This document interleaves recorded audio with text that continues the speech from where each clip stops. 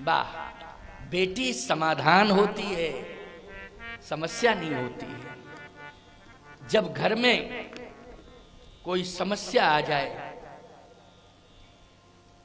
तो अपना मस्तक बेटी के चरणों में रख दिया करो,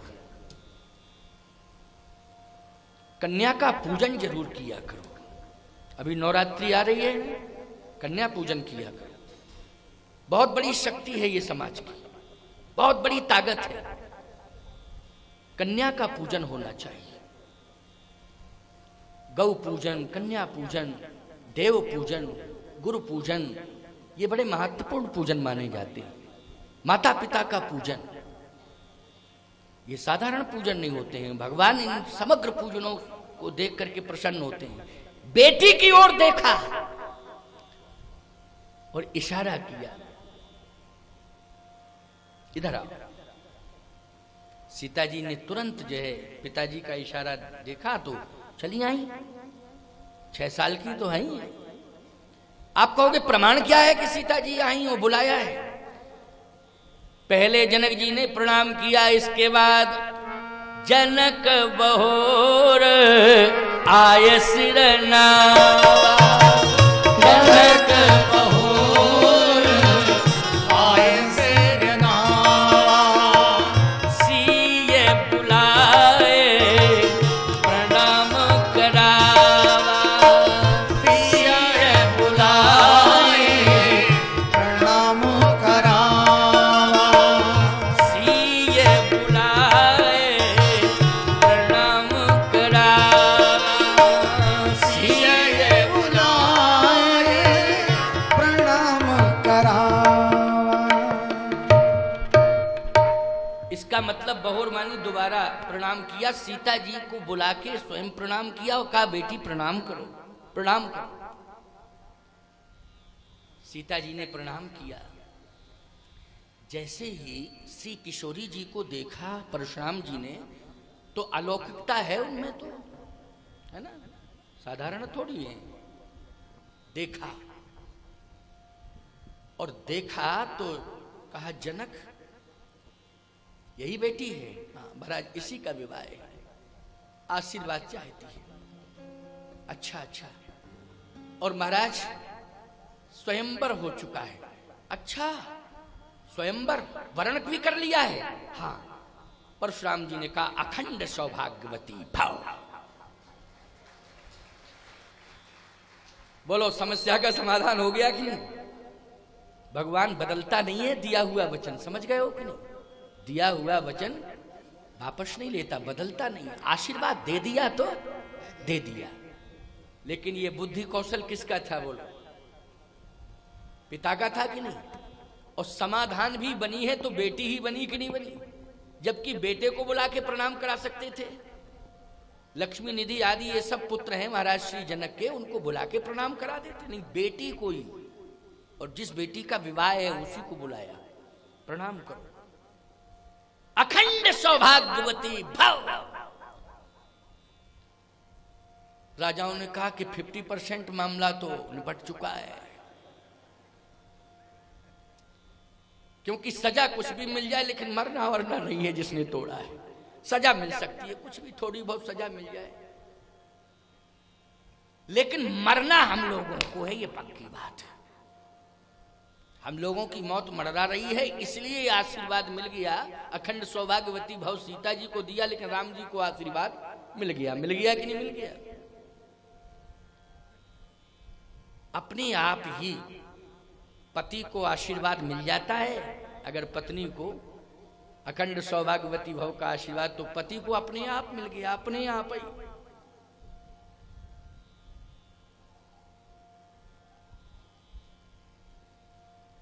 अब जनक जी को थोड़ा सा संबल मिला।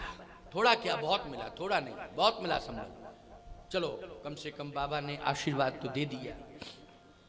लेकिन जनक वो कौन सा दुष्ट आत्मा है जिसने धनुष तोड़ा? अगर वो चला गया है, कहीं गया, तो उसका पता बताओ मुझे, मैं वहां जाके उसे छोड़ूंगा नहीं। बताओ, उसका नाम बताओ, उसका पता बताओ, कहां गया वो? यहां हो तो इशारा मत करो। कहीं चला गया है तो उस स्थान को बताओ, उसका नाम बताओ, उसका पता बताओ, कहां का रहने वाला है, जिसने धनुष तोड़ा है।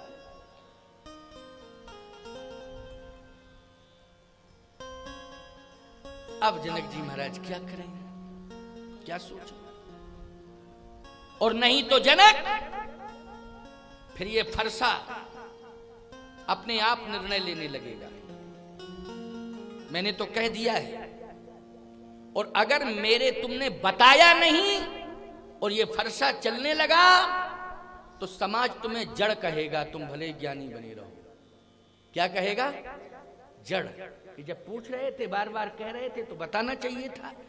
इतना बड़ा ये रक्त रंजित इतिहास तैयार करवा दिया जनक ने। जड़ कहेगा समाज तुमको, इसलिए कलंक तुम्हें लगेगा, बताना पड़ेगा जनक तुम्हें। जनक जी महाराज की आंखों से आंसू गिर पड़े। धन्य है भक्त की आंख से जब आंसू गिरते हैं तो भगवान सामने आ जाता है। कौन आता है सामने? भगवान। भक्त के आंसू नहीं देख सकता है, इसलिए लोग कहते हैं महाराज वैसे तो एरा गहरा नत्थु खैरा तमाम लोग आनंद ले रहे हैं, लेकिन भक्त बहुत दुखी रहते, रोते ही रहते। याद रखना उनके आंसू बहुत कीमती, भक्तों के आंसू साधारण नहीं है, बहुत कीमती है, क्योंकि उन्हीं आंसुओं की बदौलत भगवान को आना पड़ता है। संपत्ति किसी को कितनी ही मिल जाए, पद प्रतिष्ठा मिल जाए, लेकिन भगवान नहीं मिला है तो सब व्यर्थ है। क्यों भाई? और जिसे भगवान मिल गया वो समर्थ है। उससे बड़ा समर्थ कौन होगा जिसे भगवान मिल गया? जनक जी के आंसू गिरे, आंख बंद हो गई। भगवान राम उसी समय परशुराम जी के सामने हाथ जोड़ के खड़े हो गए। वो लोग खड़े हो गए कि नहीं राम जी? उसी समय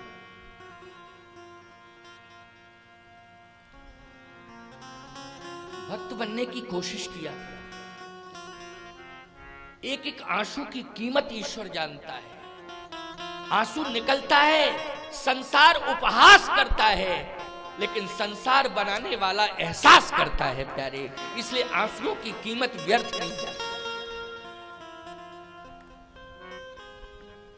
संसार उपहास करता है, करता रहे, लेकिन दुनिया के सामने आंसू मत गिराया करो, भगवान के सामने गिराया करो। किसके सामने? भगवान के सामने गिराया करो। जनक जी ने भगवान के सामने ही तो आंसू गिरा दिया, और जब भगवान के सामने आंसू गिराए, भगवान से देखा नहीं गया, भगवान सामने पहुंच गए। अरे वो फरसे से डरते हैं क्या?